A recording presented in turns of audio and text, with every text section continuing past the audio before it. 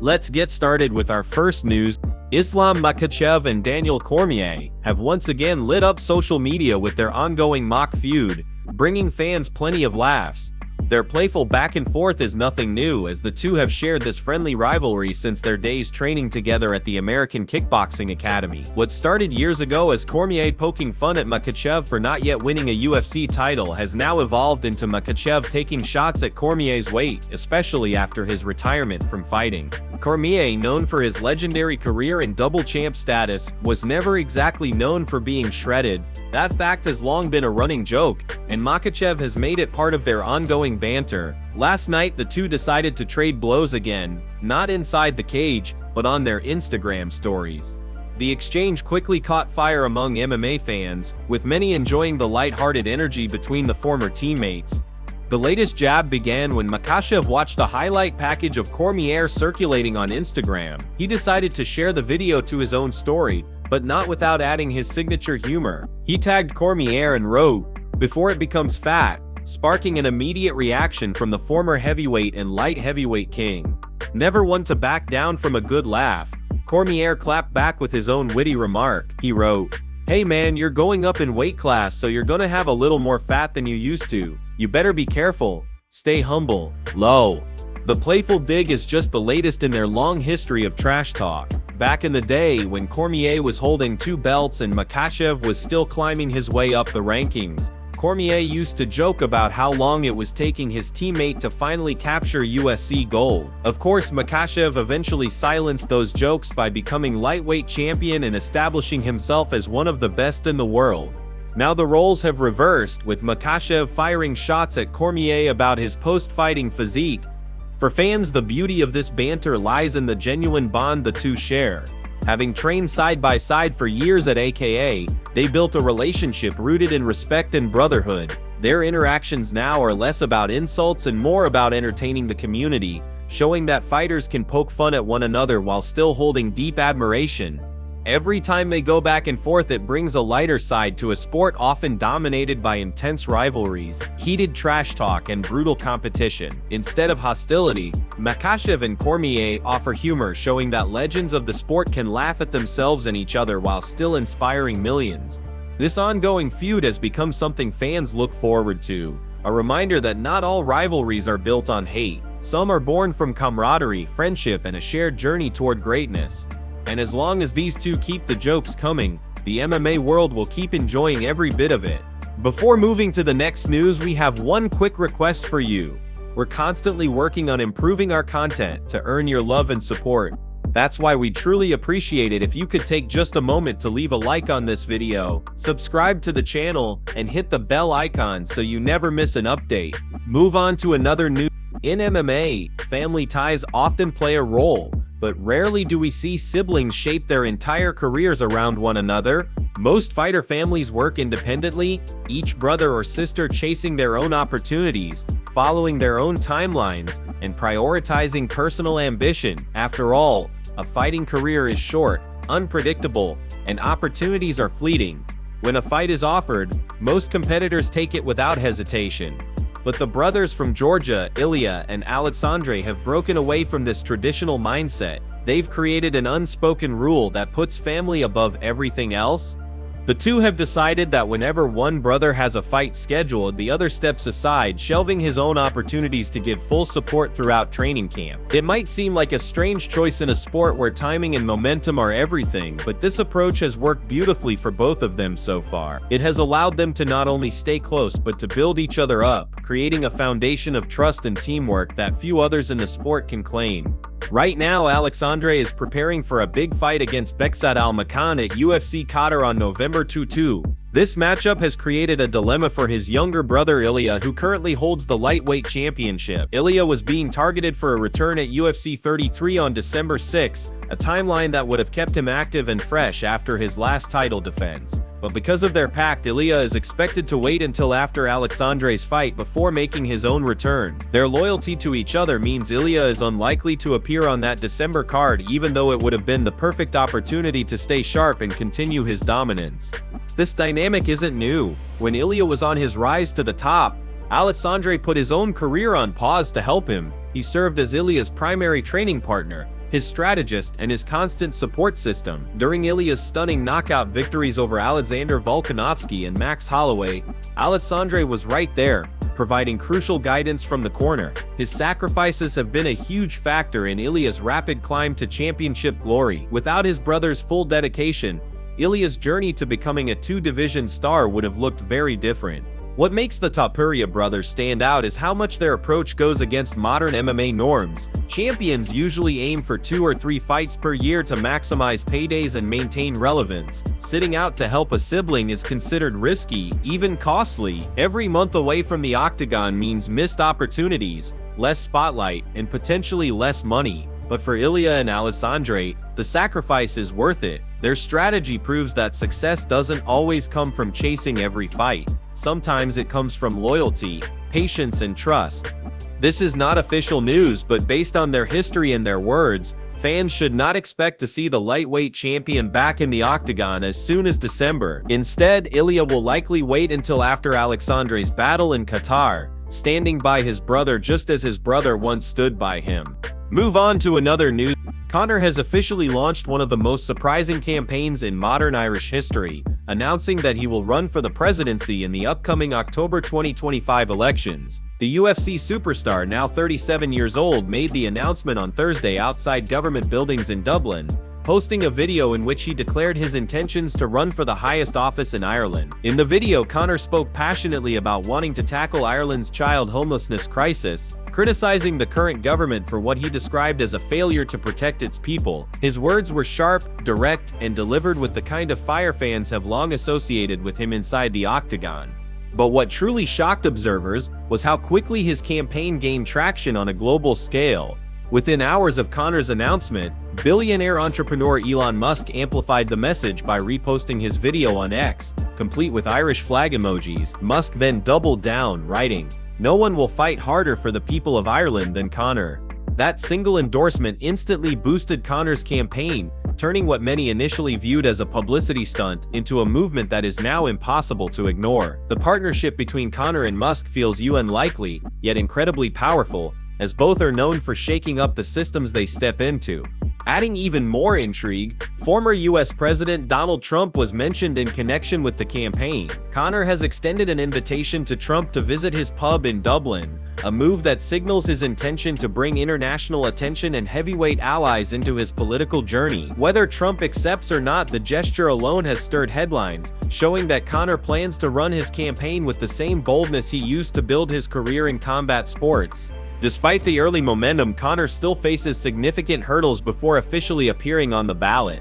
To qualify for the presidential race, he must secure nominations either from members of parliament or from local councils. These formal requirements stand between him and a legitimate place in the election, but given his global profile, his wealth, and the instant surge of attention surrounding his announcement, few doubt that he has the resources and influence to meet those requirements. The image of Conor standing outside Ireland's government buildings, speaking directly to the people, was symbolic of his strategy. He is positioning himself as the fighter who will take on the establishment, promising to defend those who feel left behind. By focusing on child homelessness, he has identified an issue that resonates deeply within Ireland, giving his campaign a sense of urgency and compassion that might appeal to voters far beyond his fight fans.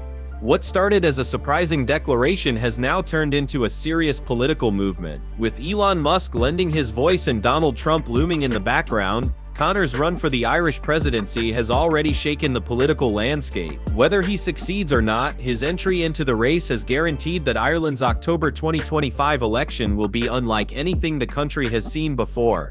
Move on to another news.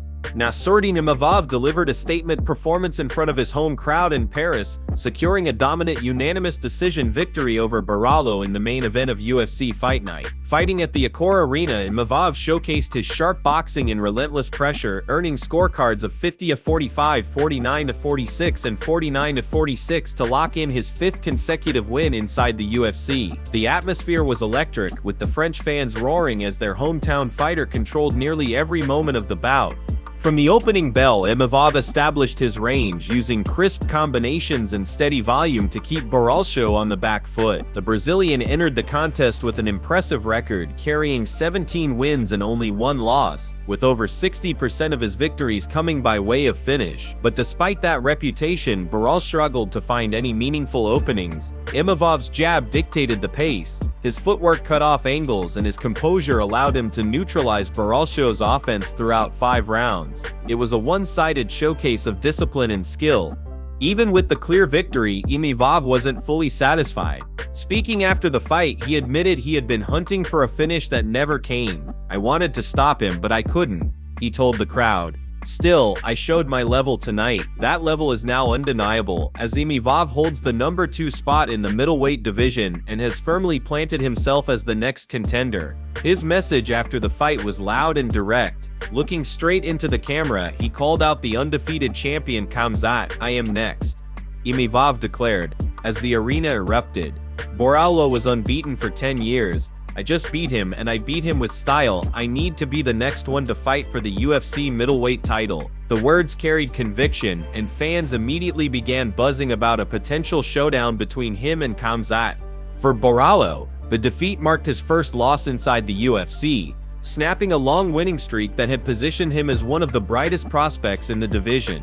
After the fight, he showed class and respect toward Imavov. "Thank you, Nassourdine, for the respect," he said, addressing the French crowd. "I think Nassourdine was the better man today. He was very fast, just like I expected. He did very well in the fight. I couldn't adapt my strategy the way I wanted, but I wanted to make this fight entertaining for the fans in the UFC. That's why I tried to strike with one of the best strikers in the world, and you all saw a great war." It was a moment of humility from Boralho, who acknowledged the challenge while still taking pride in his willingness to engage with a dangerous striker. His words highlighted the respect between the two competitors and the importance of showcasing not just skill but also courage on the big stage. As Imavov stood tall, backed by his roaring Parisian supporters, the narrative was clear. He is ready for gold, and his call-out of Khamzat sets the stage for a clash that could define the future of the middleweight division. In other news, the former lightweight champion Islam Makhachev had his eyes locked on the UFC Paris card this past weekend, and it was the co-main event that grabbed his full attention. The promotion returned once again to the French capital, stacking the card with a middleweight #1 contender fight between Nassourdine Imavov and Boralho at the top of the bill. But right before that, fans witnessed 2 of the most talked about lightweights collide, as Benoit Saint-Denis stepped into the cage against Mauricio Ruffy. The stakes were high, with Ruffy looking to climb closer to the top 10 and eventually force his way into title contention at 55 pounds. Coming into the fight, Saint-Denis had something to prove. Known as the God of War, he had suffered back-to-back defeats to Dustin Poirier and Renato Moicano, losses that halted his momentum in a division stacked with killers. He managed to bounce back recently at UFC 315, defeating debuting fighter Kyle Prepelic, but the doubts still lingered. Fans and analysts questioned whether he could return to form against an opponent as dangerous as Ruffy. For that reason, he entered the fight as the underdog despite having home crowd support in Paris. The fight started at a furious pace. Saint-Denis came out with aggression, immediately putting pressure on Ruffy. He didn't allow the Brazilian time to settle into his rhythm. Ruffy, popular among fans for his exciting style, had not been truly tested in the grappling department during his UFC run. Saint-Denis and his team clearly identified that weakness. Instead of trading shots for too long on the feet, he switched gears, shooting for takedowns early. His wrestling was sharp, and once he got hold of Ruffy, he made the Octagon feel like a cage from which there was no escape. In the opening round, Saint-Denis managed to secure a takedown and controlled Ruffy on the mat. While he wasn't able to find a submission or land a finish in those first 5 minutes, the message was sent. He had discovered the path to victory. The crowd roared as the French fighter got him from top position, using his strength and control to neutralize every attempt Ruffy made to create space. Round 1 ended with clear momentum in Saint-Denis' favor. Entering round 2, he didn't hesitate to return to the same strategy. The striking exchanges were short-lived as Saint-Denis quickly changed levels, brought the fight back to the canvas, and resumed his dominance. Every transition, every scramble fell in his favor. He wasn't flashy, but he was effective, grinding Ruffy down and draining his energy. The Brazilian simply could not adapt to the pace or the pressure. Watching from afar, Islam Makhachev weighed in with his own criticism of Ruffy's performance, noting how exposed he looked once the fight hit the ground. For Makhachev, a fighter built on wrestling and grappling excellence, the gaps in Ruffy's game were glaring. The performance of Saint Denis reminded everyone that strong fundamentals can still dominate even in a division filled with elite strikers. By the end of the bout, the message was clear. Saint Denis had re-established himself as a dangerous presence in the lightweight division, and Ruffy, despite his potential, will need to address the doubly wrestling threat if he wants to climb higher in the rankings. Move on to another news. The main event of UFC Paris was filled with anticipation, and it carried big implications for the middleweight division. All eyes were on the aftermath, especially with the new champion Khamzat and the question of who will challenge him in his first title defense. Since capturing the belt, there's been constant speculation, and fans have been eager to know which contender will step up next. Although Khamzat initially hinted that he wanted to return before the end of the year, it's now looking more and more likely that we won't see him back inside the Octagon until sometime in 2020. Still, the division is heating up quickly, and with several key fights scheduled, the picture is starting to become clearer. On Saturday night in Paris, Nassourdine Imavov made a strong statement in front of his home crowd. The Frenchman extended his middleweight win streak with an impressive unanimous decision victory over Boralho. The atmosphere was electric as fans rallied behind Imavov, who showcased sharp striking, composed defense, and relentless pace throughout all 5 rounds. Both fighters had their moments, trading heavy shots and pushing one another to the limit, but it was Imavov who separated himself with cleaner combinations and better control in the exchanges. The performance was enough to secure the win, but now the real question is how much weight that victory carries in the title picture. While Imov's decision win was convincing, it wasn't the kind of highlight reel finish that often guarantees a title shot. The middleweight division is stacked with contenders, and the UFC has several options on the table. Next month, Riar will collide with Anthony Hernandez in Vancouver, and that fight could play a massive role in determining who truly earns the next opportunity at gold. If either man manages to secure a dominant finish or deliver something spectacular, it could easily push them ahead of Imavov in the race for the belt. Meanwhile, Khamzat's immediate reaction to Imavov's win was one of acknowledgement but also patience. He knows the division is moving fast, but he's in no rush. Watching carefully as the contenders battle it out, the champion seems content to let the dust settle before making his return, setting up what could be one of the most highly anticipated title defenses in recent memory.